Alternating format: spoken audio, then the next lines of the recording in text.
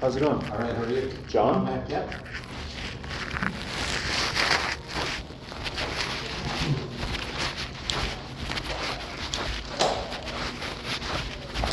Good to see you.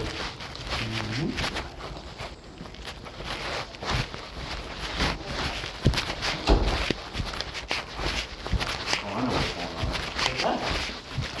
You're happy with almost started.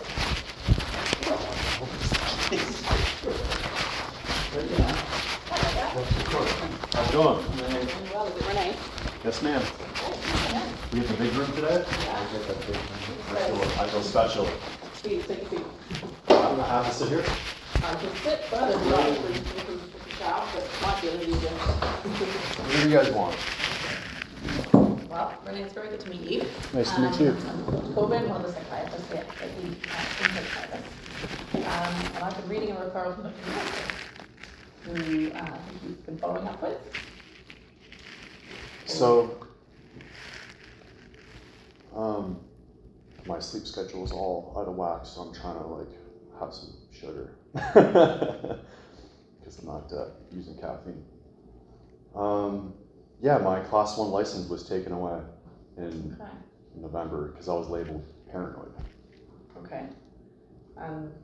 Is that something you're challenging with the SCBC or? Yeah, so there's a lot going on, and I'm not paranoid. Okay. So connecting with Dr. Nielsen's been largely to address that. Been the main concern. What do you mean, Doctor? You're saying like Dr. Nielsen? I don't think Dr. Nielsen really has anything to do with anything. Well, that's where we got the referral from. So that's where the request. Well, came I can only see you. I can only get a mental health assessment from you guys if it's referred to. Yeah. Yeah. Okay. So he's So Dr. Nielsen has nothing to do with this except, hey doctor, it's a walk-in clinic. I need a referral for mental health assessment. There's a few Dr. Nielsens in town. I thought he might have been one of our family docs. No worries. So Oh, sorry. so No. he's a walk-in, not somebody you check in with. It's just a walk-in clinic at a Squamble that I've been dealing with for quite some time now. So as you say, we do need referrals from them to get to this point. Yeah, right. But tell me, what would be your hope for today? Like, what's your interest in reconnecting with mental Okay, health? so police. This has to do with the police, right? Okay. So yeah, like the police are avoiding dealing with my situation. By doing so, they're making my life complicated. I can show you. I literally have voicemails, dozens of voicemails of someone, this guy Andrew, calling me, asking if I want a hand or a foot cut off, asking me to leave British Columbia. I have, separate to him, like another person, emailing 3 emails of like death threats. There seems to be a lot of, I guess, friction on my end. So you've been presenting all this to the police, sorry, and trying to get their support with it? So I've been, if you find out your parents are drug dealers and that your parents are Hell's Angels, like what do you do? Like the Hell's Angels is like a real thing, right? Yeah. Okay, so how when their only son wants to be a police officer, but your mom sells drugs every day, pills, and was a pill addict, and your father wanted you to sell drugs, but you didn't, and elementary school friends and high school friends have giant back tattoos and now sell drugs in large amounts. Okay, So now I'm separating from that. I'm 38 now. So when I was 27, my ex-fiance said, hey, you need to get away from your parents. I didn't have any idea what that meant. I never really left Ontario. So I moved to Alberta, this and that. And then 3 years later, a beautiful woman kind of told me what was going on. And I had, when I was a junior crane operator, easy for me to say, I don't talk that much. Because I've had my class 1 for over 20 years now. Makes me feel kind of old. I got it when I was 18. And so I started operating crane. And my dispatcher, which we became really good friends, we had to go to like Brown Social House, have like brunch and samosas, and had go to the movie theaters and stuff like that. He was my dispatcher, and he told me that my father was calling my work. Okay. So this is like a long time ago. This is like 2015.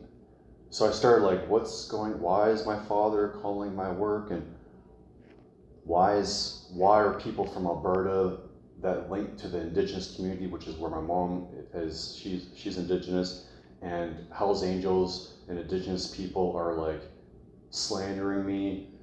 And I have it on audio with Dr. Nielsen. Yeah. And I said, how do you prove gang stalking? He says, well, that's pretty tricky. It is, yeah. And this is hence why there's concern for paranoia and why you lost the... So if you're trying to prove gang stalking, yeah, and the police, the easiest thing for the police to do, because they work a 12-hour shift and they go home at the end of the day with their family, right? Right. So now it's been so long of me documenting everything on Twitter, because like storage is expensive, USB keys, like how can you properly, because I asked AI, like Rock, I said, how do you properly do things? And they said, make like daily journals, time stamps, and this and that, and like what's a good way to present something to the police? It sounds like you've been trying to get the evidence together and you still feel you've not been heard and taken seriously. Is that right? Well, I literally have a professional admitting everything I'm saying happened to them. So that's pretty awesome for me. But this person made a really good point, is that if no one reviews the evidence, well, what good is it? Right? So so who reviews the evidence? Police review the evidence. Right. So I have police complaints with several different departments and the RCMP. They're two different agencies. Yeah. So the police have just, in 2022, I have a video of a masked gunman at 4:20 in the morning. A masked gunman at 4:20 in the morning, waking me up. I'm going to interject only because Renee, I imagine there's a pile of evidence that you could talk me through. And So the police are labeling me as like paranoid. Right. So how can I prove that? And then Dr. Nielsen has referred me, and he's going to, when I reported a complaint to the police, they decided to take me to hospital. Is this 2022 or is this recent? Yeah, this is like 2022. Okay. They took me to hospital, and I was there for 4 days. And when I started wanted to talk about how nurses were not doing tests properly, like heart tests, they just kicked me out, like no restrictions. Then I learned from Dr. Nielsen that they said I was paranoid, which then police just use a tool, since I won't leave the province. Okay. I'm just trying to give you a backstory of all this thing. I'm getting these random people telling me I need to leave the province, right? Yeah. So Renee, it's but the then first time we're police meeting. took. And so I think what's going to be helpful today is just to review where you're at now, and see what's needed. Yeah. Would that be okay? Okay, so like what's needed is I need a updated mental health assessment. Exactly. So that's what I think we should do today and focus on that. Well, I don't know how this goes. I'm just trying. I've never met you before. You're giving us a good background there, but I think in order to be helpful, I think what we need to try to focus on now is just how you're doing currently, and do a bit of a checklist in terms of how you're doing from a mental health perspective. Would that be all right? Sure. Yeah. Okay. I mean, if there are things you don't want to talk about, you just tell me. But typically, we'll go through sort of typical psychiatric symptoms, a bit of background history, try and get a sense. Yeah. And I have some of the records, but only a limited amount of them. We don't, unfortunately, have anything from outside of the province, so I'll be checking with you for that stuff. Yeah? Sure. Cool. All right. I'm going to make a few notes so I don't have to rely on my memory later. Sorry for cutting you off. I think you're trying to cut me off. there's like a lot and it's complicated. And I'm like, this is like pretty serious. Yeah, I get it. So, and I really need to cut you off a little bit just to make sure we get to where we need to in the time. So bear with me a bit. All right. I'm sure there's a lot you could. I'm sorry. I don't mean to be annoying. You're not being annoying at all. We're all good. Okay. All right. What I'm going to be writing down here is going to ultimately go into a report that goes back to the walk-in clinic with any thoughts and suggestions that we come up with today. As you'd imagine, those reports are always confidential, so they don't go anywhere else without your consent, apart from into the medical records, right? Only exception is when there are really serious concerns with someone's safety, and in that situation, sometimes we have a duty to involve more people. If that was felt to be needed, I think you'd be the first to hear about it, and nothing would happen without your knowledge. So I'm not going to you're not going to address this in like today? Like this isn't like an open shut thing? It's like a one-time consultation. Like, so like after we talk, like when I leave this room, whenever we're done, are you going to be like green light or red light? Like with thumbs up, thumbs down? Like my mental health? I'll have an opinion, I'm sure, with regards to your mental health. Okay, cool. It may be a little bit more than a thumbs up or a thumbs down. I'll articulate something back to the walk-in clinic, okay? but yeah. Oh, So it so will be addressed to you, right? I mean, before we leave this room, it's not going to be, okay, thank you very much, goodbye. Indeed, thank you. It's going to be, there'll be a summation of things, so you'll have an understanding of What what. goes into the report, what Yeah. the things that we've spoken about. I don't get the report today though. No, it will take me a few days to write it, and then it goes to the GP. You can always access it through medical records if that's what you want to do. But I would always Nielsen. share with you what I'm going to be saying to Dr. Nielsen. Okay, so Cool. you're the most important person to be hearing it, really. Thanks for clarifying. New to this whole process. That's Thank all you. good, all good. All right, so I understand you're fairly new to BC in terms of but just a few years over here. I'm at the edge of the country, man. I've moved Yeah. across 4 provinces. And how long have you actually been in Victoria? I mean, I think a couple of years. Okay, and what brought you to BC? I'm at the edge of the country, getting far away from my parents as possible. I see. Okay, so that's the goal, really. Do you Yeah. have a relationship with them at all these days? I haven't talked to my father in like 10 years. Okay. Yeah. Do you have other contacts here that? The only I talked to my parent, or I talked to my mom and my uncle. I'm all like shaking, I'm all like nervous. And on Boxing Day, and my uncle, it's the only family I actually have now that my grandmother has passed, which I didn't find out like a year later. My mom and my uncle ignored my phone call until my uncle's wife, who I had her number from like 15 years ago, saved my phone, and she hasn't changed her number. I called her number because no one was picking up, and she made him talk to me. And then I got a hold of my mom, and I get the gist of like, my father is telling my mom and my uncle not to talk to me. Because a judge back in Ontario told me that my father is working with a detective, and she kind of like told me this on some back things of why I haven't talked to my father, So is and just like lying in general. And I'm like, oh, okay, thanks. And I've just been piecing it together since then. So who is in your life at the moment? Anyone? Oh, I don't have anyone. No. Any partner? Any? No, No one you trust? I wouldn't say that, no. I don't trust people. But no like trusted close people in your life at the moment. So the last person that was in my life admitted to me, and I have it on audio. I have hours of conversations because police got involved.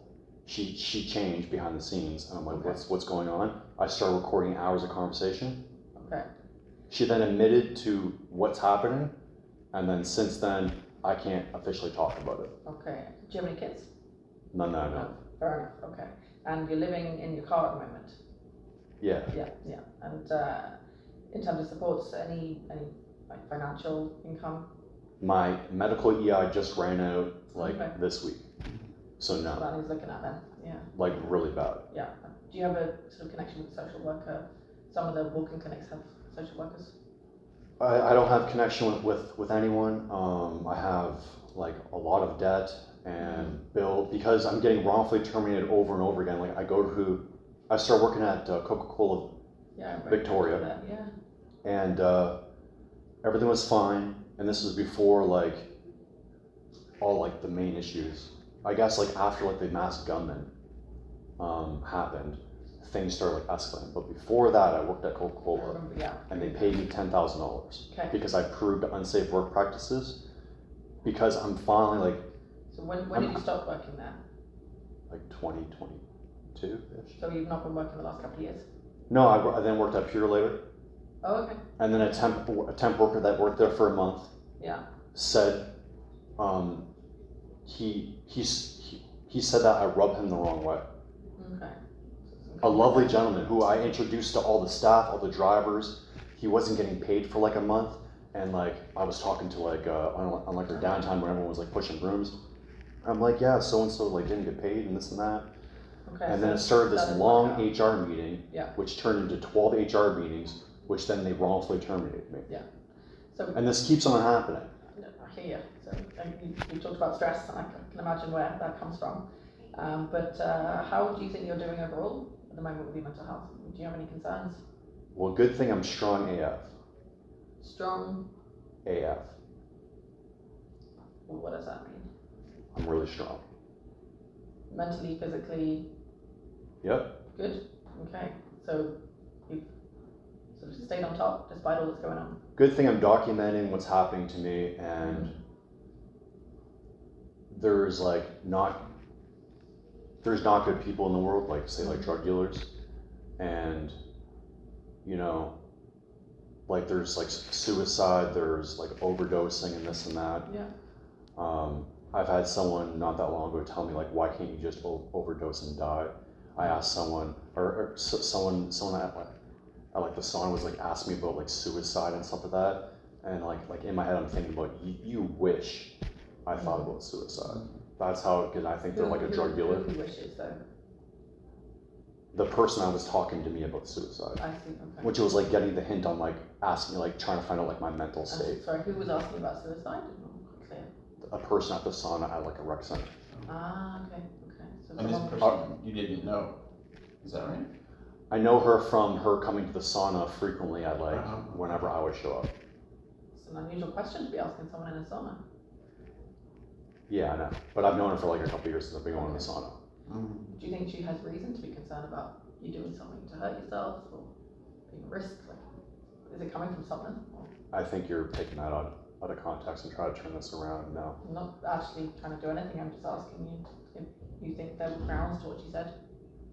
Well, I didn't tell you what she said. Was like, she was just asking and finding out like about my like mental state. Yeah. Okay. So I think you're telling me you're feeling strong. You're not worried about your mental health right now. Never have I ever. I'm awesome. I've always been awesome. Okay. And I'm gonna keep on staying strong and proving how people are lying. I have little audio, video proof of people lying, and I'm just digging myself out of this like bullshit that people are trying to orchestrate, put blame on me. Okay, so when it comes to the threat you're perceiving, is it coming from a particular person or is there a lot of people involved in this? Yeah. People in groups, right? Like Christianity, Jehovah's Witness, right? I've been on job sites where people in groups, unions, right? Groups of people organize and cause stress and orchestrate blame to other people. And it's called gang stalking. It exists. And is this? And when you're straight edge, happening to you? When you're a straight edge person, and I'm working again after Victoria, I started working at Purelator. Yeah. Well, all of a sudden, why are half the people working at Purelator on drugs on the night shift? Not me. Last month I just had a field sobriety test done by the RCMP. I passed. Last year, Vic PD did one. I passed field sobriety test. Dr. Nielsen, his test, passed. I'm straight edge. So why are people? Did you hear about the airport of like 30 security officers got fired and terminated like 6 months ago? There's been a lot going on there, yeah. Is that linked to this? So why is the union like dealing and peddling drugs and working with drivers? So I've been trying to like get my fitness up, trying to get out of like the whole trucking industry, getting out of like construction, and trying to be around better people. Yeah. Try not to be around drug dealers. I've been applying for the RCMP. I've been applying for like Alberta sheriffs. I've been trying to. I volunteer at the hospital here in Sandwich. I volunteered in Alberta because that's what you need to do. So Brennan, I just want to make sure I'm understanding. A recruiter. That I spoke with on like different provinces, but in Ontario, because I tried to be a firefighter, said I need to have a 75% or higher because I was missing 2 credits, even though I have my diploma. So I know there's a lot you've got to say. So during COVID, during COVID, I got 2 credits, math and science. Okay. I got 75% in science and 80% in math. Yeah. While I was living in my car, and since then the firefighter role hasn't been in demand. I know you're trying to cut me off here, but it's because you're talking about like suicide and mental health, and I'm trying to give you like a bigger picture on what my state is. That I'm trying to be a police officer or I'm trying to be a firefighter, and someone that's trying to do those things and volunteer in the community is not like thinking any like negative or there's nothing wrong with it. I understand. So you're not worried about your mood, you're not being suicidal. But I got that. That's really clear. So thank you. I think what I'm trying to make sure I've grasped is what you're up against. Because I think you shared with me that there's quite a lot of people that you're worrying out to get you in some way. You talked about religious groups. You talked about drug dealers. In construction and workplaces, I've literally been like, hey, like you need to sign up for Christianity or like Jehovah's Witness. And when I'm not, then I'm bullied to the point where I cry and I have to move on and I can't work there. Why do you think people are out to get you? What's the... First off, when I'm trying to explain something to you in a situation, you keep on cutting me off. It's really just to get the clarity, if that's okay. And I know you. Well, it seems like you're trying to push like a certain narrative. It seems like. It's more screening questions. These are really standard questions I'm asking. It seems like you're hiding your mouth out like a smirk, like you're getting like a kick out of like me getting frustrated here. Renee, I'm really just trying to get an understanding. Oh, okay. That's what I'm trying to do. Is that okay? Can I ask you? So you think that's funny? Nothing. Well, you just smile and laugh though. So that like this is Renee, this is a very much a voluntary process. Okay, you don't have to be here, but I am trying to get information. I'm not intending to laugh or smirk. What you just said? What does that actually mean? What aspect? What I said. Is You don't confusing. remember? I'm asking questions to understand what you're going through. No, you said it the whole voluntary. I'm gonna Yeah, so what that means is you don't have to be here. Oh, I don't? No. But what happens if I want my BC Class 1 license back? I need to get this done, right? So you know I need to, so what's the point of even saying this is voluntary? What I'm trying to say is that you don't have to answer these questions. We'll work with what we can get, but my role here is really to try to be of help in establishing where things are at with your mental health. And to do that, I have questions to ask. My mental health is awesome. So ask your questions if you don't want me to like carry on and babble about my shitty life. I know you've got a lot to say, and I know it's frustrating, but because of time limitations, I just need to ask the question. Specific points. Thank you. That would really help. Not a problem. Okay. I wondered if you could help me understand the basis for why people are threatening you, why things have become this way. Is there some reason you think that people would want to be? Have I not explained that? You may feel you have done. I'm still unsure, which is why I'm asking for the clarification. Haven't I been trying to clarifying that and you've been cutting me off? Well, let's move on. Is there anything else? So, yeah. So drug dealers and gangs are real. Yeah, there's no question. No one's challenging that. So when people get out of jail and prison, right? Well, they have to get a job, right? Mm-hmm. And they work in like lower minimum wage jobs, maybe construction. That's often like a thing, right? So I just told you, I'm trying because I made the mistake of not getting a higher education. I only have my diploma. Yeah. So knowing what I know now and getting away from my parents, I'm trying to get away from. That's it. Yeah. It sounds like you feel like it's following you despite your attempt to be rid of it. Well, I don't party, and it seems that everyone just self-harms and drinks and parties. Okay. Questions I ask everyone, Renee. With the stress that you're dealing with what you're perceiving around you, do you ever feel like confronting people? Do you ever feel like, trying to get to the bottom of it yourself and, potentially even be aggressive towards other people? Does that come up?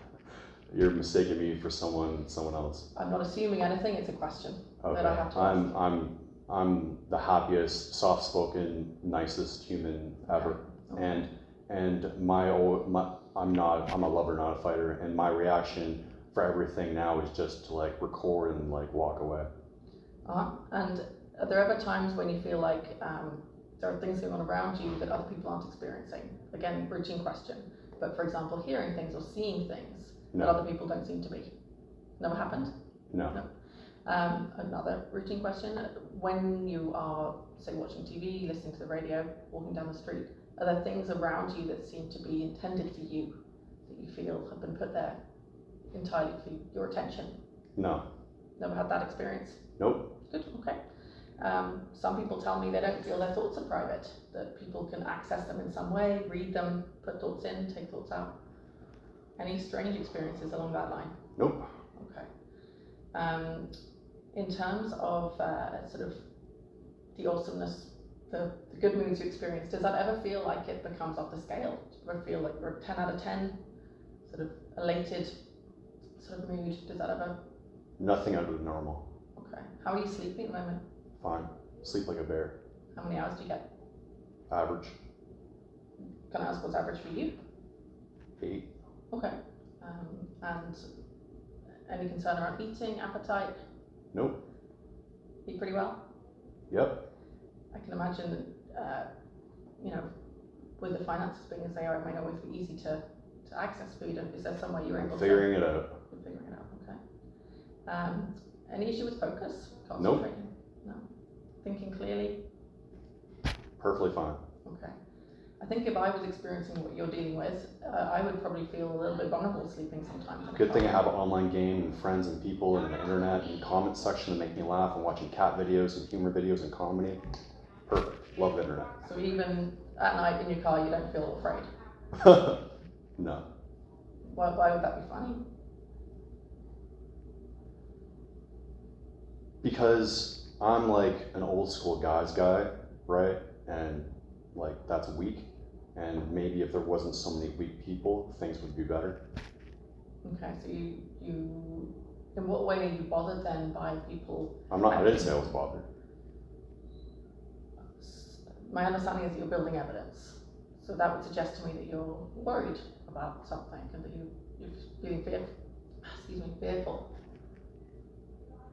What am I supposed to do in my circumstance? I think it depends. If I'm leaving provinces, getting new jobs, great, awesome, high-paying jobs, and your parents are calling your work, and then things are going downhill after that, and you don't know why, you're trying to figure out, and only beautiful women have been slowly telling me what's happening. So, what would you do? Well, I haven't been in that situation. Okay, well AI, yeah. Grok, has told me you need to document everything, and Twitter, or whatever social media you want to use, frees up data in my phone, and it can have a timeline. And that's what I've been doing, and it's all up there. And how do you spend your days at the moment? What are you doing with your time? Video games. Yeah? Anything else? Watching movies. I understand. Mostly video games. I've been like really ranking up and like being on like the leaderboards and for like Canada and just like really grinding, and like I'm play with a group of people and it's like pretty awesome. Okay. And energy levels, how are they? You see it. Okay. Do you ever feel like you're restless, like you've got energy? Nothing other than normal. Okay. Now, when you were in Alberta, I think you were connected with mental health for a while. In 2015, when my ex-fiance and I like broke up, and she said, "Get away from your parents," I tried to find myself. So I lost 125 pounds, changed my life, found fitness, meditation, went to John Howard Society to talk to people. He told me about like breathing, and then I saw a psychiatrist, and he said, "You have ADHD." And I said, "Okay." And anything else diagnosed during that time? He was very clear and like showed me the DSM-5, and he says, "You have ADHD." I'm like, "Oh, okay." Yeah, and did you get medicated for it? He gave me like 3 milligrams or like 2 milligrams of like one or two things, I think, or whatever, and I took it for a month and I stopped. And I find that exercise, nutrition, and I started, and just like better lifestyle, be around like groups. So I started taking like dance classes, I started volunteering, and that improved my life. Okay, so you didn't feel that there was a need for meds, basically. It didn't help you? Yeah. And was that like a stimulant of some kind, or? I really can't remember. Would it be possible for us to get the record so we can? I don't care. Sure, it was with like Alberta. It was with the government, like VHA or AHA. I don't know. It was like It was in Grand Prairie. Okay, we can look that up. Downtown. Were you ever in the hospitals over in Alberta or Ontario? No, the only time I've ever been in hospital by people lying and have my rights and being harmed. Yeah. And having a nurse jiggle a needle in my arm while security, the only time was next to me to gain a reaction, was here in Victoria, actually. And as you can see, I'm a little still bitter about it. They gave you some medication as well. I think they gave you some risperidone. They gave me something. Yeah. They slipped things in my food while I was put into a padded room while I missed intake, while 30 police officers were at the front, like staring at me strapped down to a freaking gurney. And I'm laughing and joking around, like, "Oh, you're gonna take me to the loony bin?" and it's pretty funny, laugh. And then the paramedic is like, we don't call that there, and she put me into the padded room, and they brought me like orange juice, and I didn't touch anything, and I saw the pill surface the freaking top. I didn't touch anything except water and hard-boiled eggs. And anyways, they stopped giving me like medication after like a day and a half, and I was there 4 days. Okay. I think they left you with some to take home though as well. I just wondered if you ever followed up with those. No, they didn't. Records suggest they gave you some risperidone. No? No, they didn't. Okay. They never gave me anything. That's a lie. And so you've not been on medications like that before or in other provinces? I don't need any medication, or I don't take any supplements or anything. Okay. Well, again, because we don't have those records, this is why I'm trying to get a picture. Well, you just said something that wasn't true. I may be mistaken, Oh, okay, cool. but I got the impression that you were on some risperidone for a while, maybe not. And in Ontario, nothing there prescribed? Never, ever in my whole entire life, Okay, ever. okay. In your family, have there been other members who... I'm not sure, you have to speak to them. Okay, so no one you know of who's had mental health history? Yes, ma'am. Okay, and any medical issues at all? Actually, like a lot, like half of my friends and stuff were straight as me. Like they didn't like do drugs or anything, or like it's hard to find people like that. Yeah. In terms of like physical health, are you aware of any issues, like problems that you deal with medically? No comment. Okay, and the reason I ask is because sometimes that can have, you know, an influence on your mental health. Can I ask why you're keen to avoid talking about your physical Well, like health? what specific questions do you want to ask? I would be interested to know if you're given medication for medical health problems. Oh, no. No? Okay. I'd be interested to know if you've ever had head injuries. No comment. Okay. Have you ever had seizures? Nope. Okay. Do you have any concern about your physical health? Like, No comment. okay. For some people, that can be a source of anxiety when they have worries from medical issues. Is it something you worry about? Or? No comment. Okay. Can I ask a little bit about growing up and what that looked like for you? Sure. You're from Ontario, is that right? Yes, ma'am. And did you have any siblings growing up? No. No? I found out later in life that I might have like a stepbrother. Okay. Were your parents together? I mean, I guess, but knowing now, no. I'm pretty sure my dad has like a second life, and he had a trailer and like the whole, like another like woman and stuff like that. Now that I know, like now that I'm older. Mm-hmm. Anything that was particularly challenging for you growing up? Any trauma, things like that? Sure. Doesn't anyone? Most of us. Good answer. Are you able to give me any detail on that? Or People have had it way worse than me, man. Okay. How was school? Fine. How far did you go through? Wish I could have. I wish I could go back and know everything I know now, and would have like focused and tried harder instead of like trying to be more like a social butterfly. I wish I was more like grinding and like nerdier, and like. But my household with a pill addict mom and like all that stuff, like it gave like homework and yeah. Like knowing now, I probably suffer from, I'm on medical EI, on like depression, and I probably struggled through like depression like my whole life, but it's something that, I don't know, I just keep on trying to like push forward and like do better and find better things. And when did you leave school? At what point? Like, just like grade 12, I got my diploma, and then since then, like when I was 18, the government paid for driving school for like 3 months. I was top of my class and had my first apprenticeship at Molson Brewery in Etobicoke, easy for me to say, and worked there. And my father, when I was working in Alberta, I told this story, and a worker, like an old school, really smart, intelligent guy, like engineer guy, and he says, "Why would your father ever tell you to leave like a pension job, a good job like that? He said, you should move closer." And I'm like, "Yeah, you're right." And I'm like, "My father has been fucking me my whole life."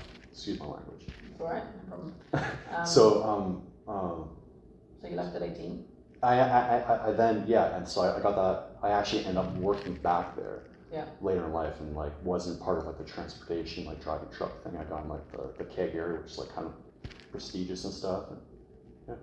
And if we look at these last 20 years, you've been moving around a bit.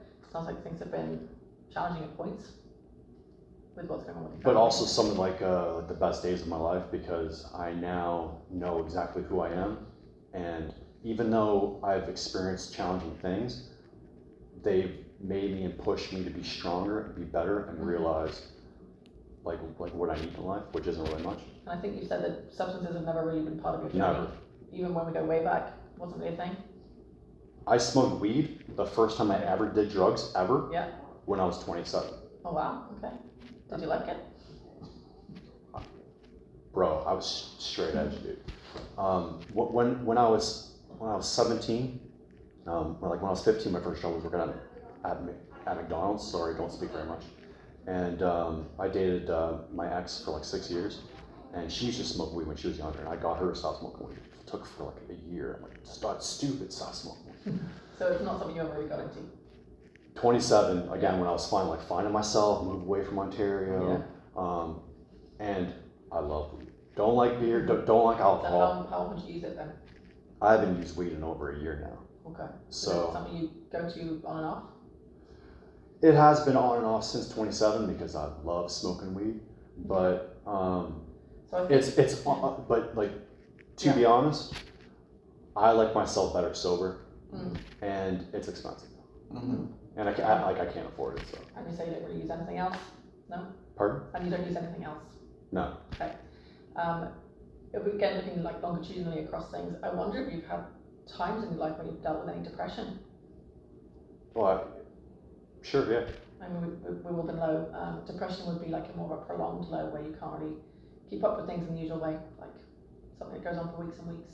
I always figured it though. Do you think you've been in those before, these sort of phases? Yeah. Well, I think I already like mentioned that is that I've struggled through depression, probably knowing now like my whole life. And when's the last time you were depressed? I'm currently on medical EI for depression. Right, okay. I think you were saying that you're feeling better though, so I wondered if you come through the depressed symptoms. So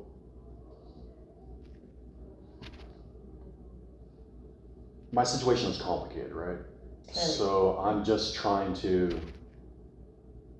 And I think there's a difference between high stress, which you referenced being quite current, and sort of when you're sort of persistently sad. So I wonder when was the last time that you just felt persistently sad?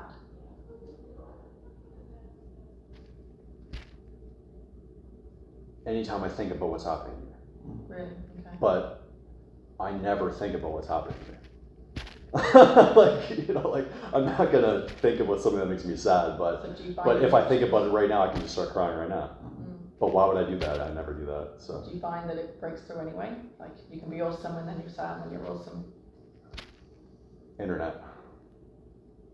Video games. Yeah. Okay. Well, I'm wrongfully terminated over and over again. I'm threatened to leave the province. I have this evidence, so I need to, as you say, like gather it together and give it to the police. So while I figure that out, it is what it is.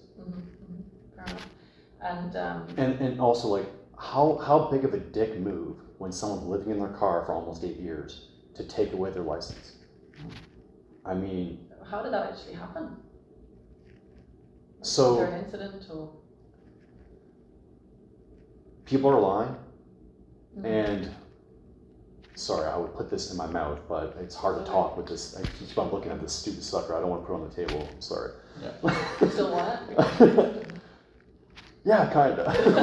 I'm so sorry. I talk with my hands. Like a plate or it's something. just so ridiculous. I'm so sorry.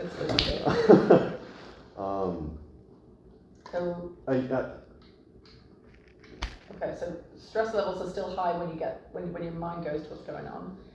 Well, sure, which is normal, right? Like if I'm still human at that. But I wonder. I think if I was feeling like there was all of this going on, if I was dealing with what you're dealing with, I think it would be quite easy to start doubting a lot of other things going on around you. And I understand you do quite a lot of filming, and I wonder if you're almost looking for evidence of behaviour that's suspicious nature.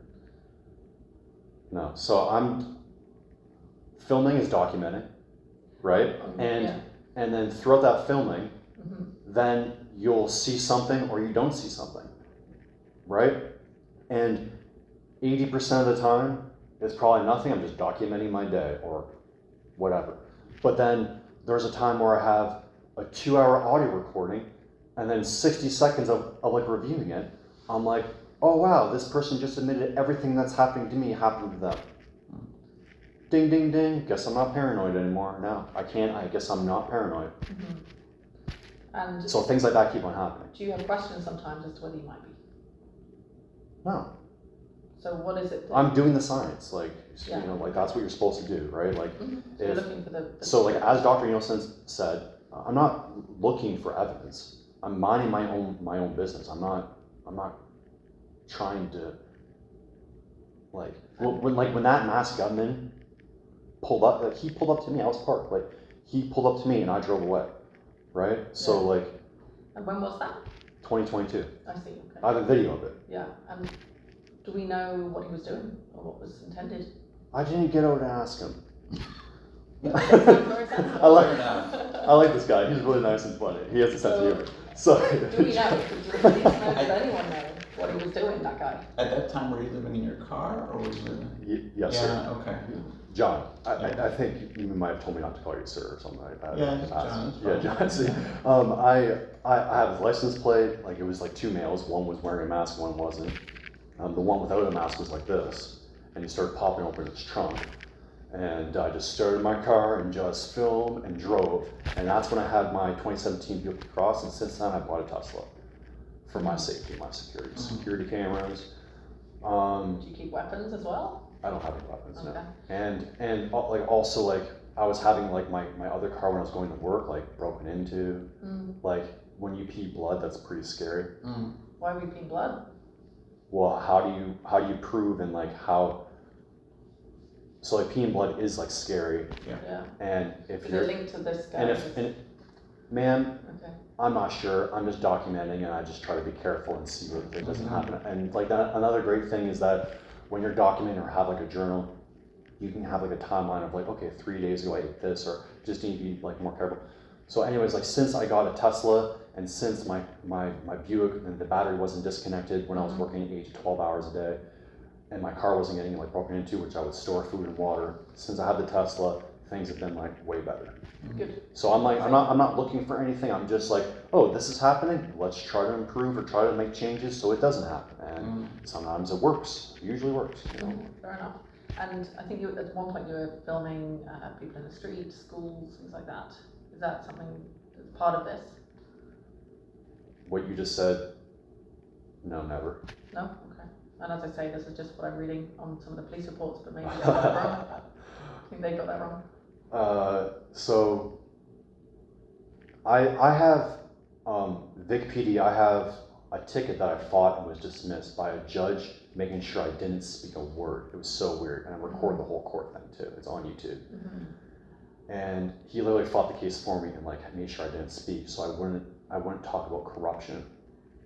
I filmed 30 minutes before an interaction with a police officer of him radaring me speeding. I filmed that interaction. I filmed his partner telling me, oh, I wonder why you're wrongfully terminated. I filmed after that. Then I filmed in court. Good thing I did, because the 9 minutes of him talking proves he worked with the community to target me and issue me a ticket specifically. Okay. Proves corruption. And Rennie, is there anything else you think we need to know, or anything else that you think is important? About what? What's important? About you. No. Are there any other questions from your end?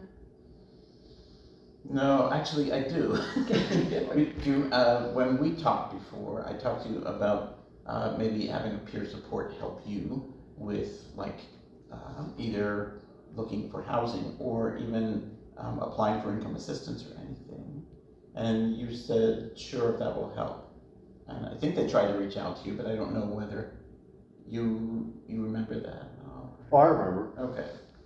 Is that something you still would be open to? Sure. Okay.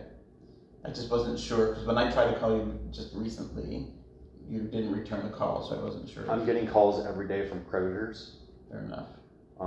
So like they're knocking at my door. Yeah. And I'm dealing with WorkSafe BC on like appealing the thing on them not reviewing my evidence. Right? It's like a thing I'm having like an issue with. So it's kind of frustrating. So is there a good way for somebody to get in touch with you to try to help you? Yeah, like you can call me. Okay. And hopefully you'll call back. Oh, okay. Or you might Messages, answer. so, yeah. Okay. It's just more that I'm hearing what you're saying about the medical AI, and I'm thinking it's terrible. Yeah. Right? And if there's a No, possibility of... It's not terrible. It's just random. No, but the point is that it would be nice for you to have some money to be able to get food to, whatever other things that you might need for yourself, right? Yeah, it seems that right now that with everything that's happening, and good thing I'm documenting everything, I'm not trying to like look for evidence, but it seems with me documenting everything, it seems that I'm trying to be pushed into a category on like lower income, right? Like that's how it seems like my life is going, and it's not intended or like I'm like, Oh, I totally get that. I'm not trying So to. this is why I'm being like kind of like hesitant? no, this is why I'm being, you're really not commenting on that, John. I'm not trying to be rude to you. Okay. It's just a strategic that I'm using with my case. Fair enough. That I'm fighting the police, it seems like. For sure. Since they took away my driver's license, right? Yeah. It's just, and I'm not trying to pigeonhole you. I'm sorry for interrupting. No, you're good. It was more that my concern is that everyone deserves to have an ability to be able to survive, right? And that's the way I'm looking at this. It is not about pigeonholing you or trying to put you in any kind of box. It is really about lifting you up and not putting you down. Well, hopefully then our interaction with Dr. Corbyn here could have went better, and hopefully she gives me a clear mental health assessment so I can get my 20 plus years Class 1 BC license back, and I can properly live in my car, and I can maybe go back to doing my trade. And also by the police taking away my Class 1 license, I reported to them about being attacked. Then they brought me to hospital to dismiss that and label it to me as paranoid, which we won't go into like what would happen. Yeah. But by them doing that, right, it has stopped me from going to them and presenting evidence because they can say, well, you don't live here, Renee. Do you understand this, doctor? But you can still present evidence. You have evidence. It shouldn't matter where you live. Am I misunderstanding? I live in my car, right? Yeah. And they took away my Class 1 license and my BC license. Right. So I can't live in BC. So they're going to tell me to leave the province, right? Or like go to like, yeah. So like it was just a tool for the police to use to just prolong things and to like just push me away. So did they take away your Class 5 BC license? They took away my BC driver's license. Okay. And Dr. Nielsen, I have everything recorded on audio with Dr. Nielsen. Yeah. And he did not see me, and he did not email ICBC, or whatever the Road Safety BC. He didn't email them, but then when I talked to Road Safety BC, I have that phone call recorded. Someone from his office sent them something, and it wasn't to ask for extra time, because they said I only had 30 days to do this. This test that I eventually passed, 27 out of 30, that a nurse conducted, and I got it done. So by them prolonging it, and by them not working with me and emailing them to get extra time, which is around Christmas time, and there was a doctor shortage, they then canceled my license. And it's been hell, almost a year for me to get it back. But I flew to Calgary and I have a Class 1 Alberta driver's license, which has saved me because I've been pulled over by police. I had the field sobriety test for RCMP last month. And I actually don't even carry my driver's license with me. I just have a picture of it, because once they take that driver's license from me, if they pull some asshole police thing again, who knows? Then how do I get more identification? You need 2 pieces of ID, right? Yeah. So I've just been really cautious, and thankfully they haven't given me a ticket for not carrying my driver's license. Okay. But if I walk out of here today and you're like, okay, this guy's safe to drive, or like whatever your professional opinion is, which maybe I should share one. Would it be a good time? it would. I like John. Have I said that already? I like John too. Shall I share some thoughts, Renee? Yes, ma'am. The first thing is that I'll shut up. The first thing is it's not up to me, that the driving piece of it is something that is going to be worked out with Dr. Nielsen, right? Because I don't do those forms around driving fitness and those assessments. But whatever you write in the next couple of days, you said it's going to take a couple of days for you to like jot things down. It's going to be sent to, so much you're just going to forward it to ICBC and they're going to review it. You wouldn't have the right to forward anything to ICBC directly. Oh, you do? No, I won't be writing to ICBC, and Dr. Nielsen wouldn't be divulging that information without grounds. It wouldn't just be forwarded. Certain information is sometimes shared, but we never just forward reports, if that makes sense. So to clarify, yeah.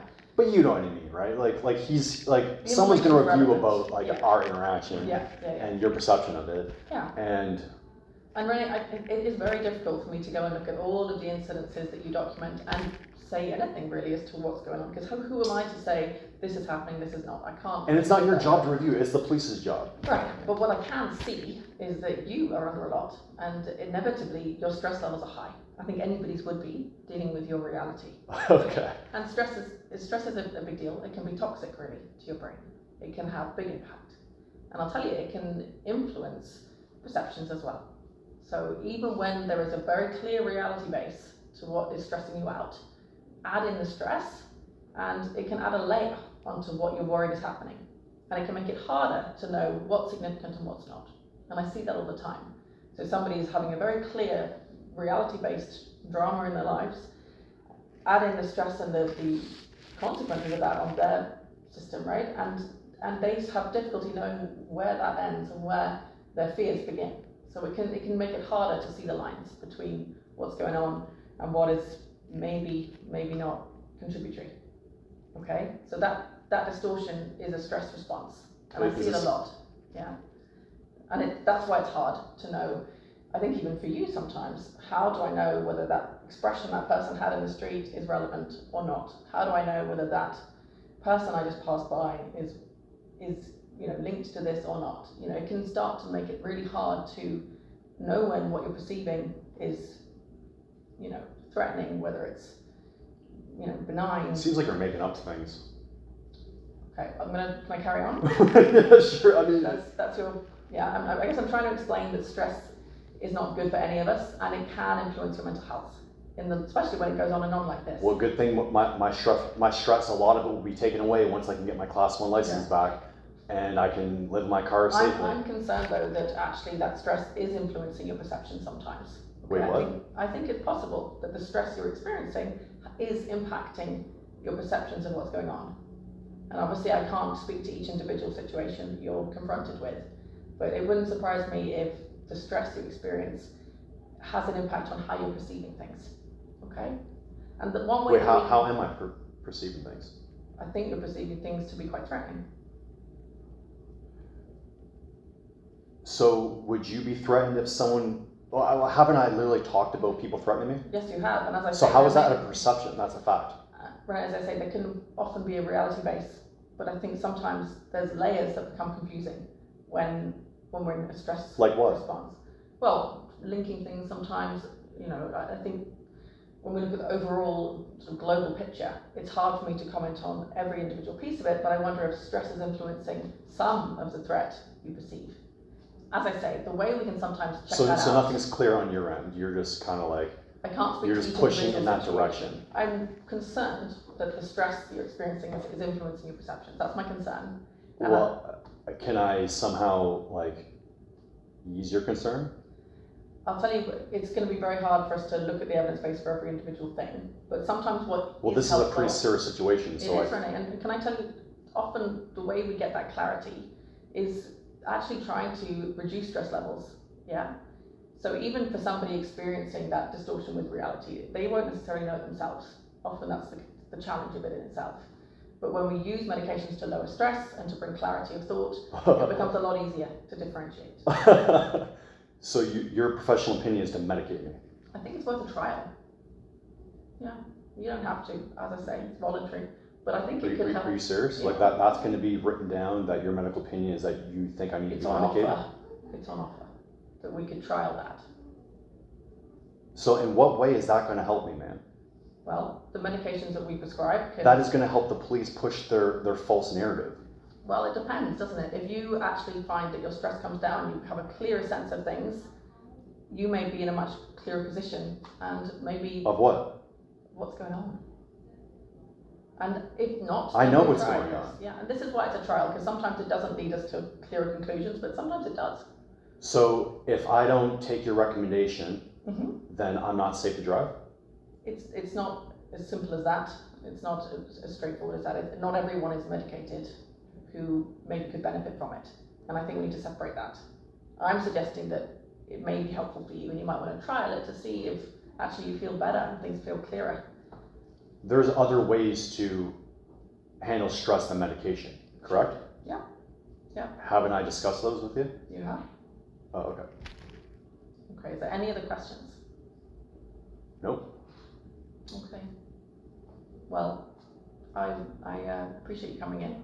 It's been helpful to just be able to put something together and I'll provide that back to the booking. And if you do have questions, if you do want to reach out and connect, we're here. So if you wanted to get support, as John said, with any specific issues, or you want to discuss medication down the line, that's what we're here for.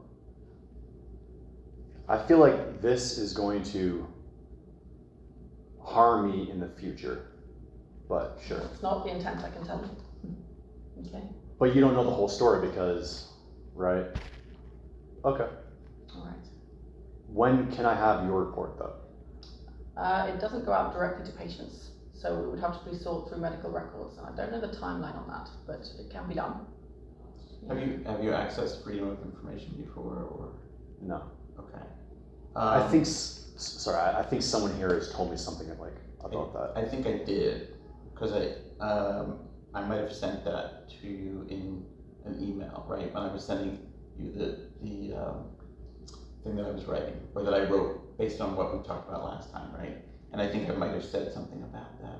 I can send it to you again. I'm happy to do that. I'm really frustrated about how police can use a tool as mental health, and communities and wrongful terminations and gatekeeping can lead to fabricated blame, right? It's unfortunate, it's sad. Okay. All right, well, you know where we are, and I'm happy to be of help in the future if I can be. All right? We're all done? I think we're all done. Okay. All right. Thanks for coming in.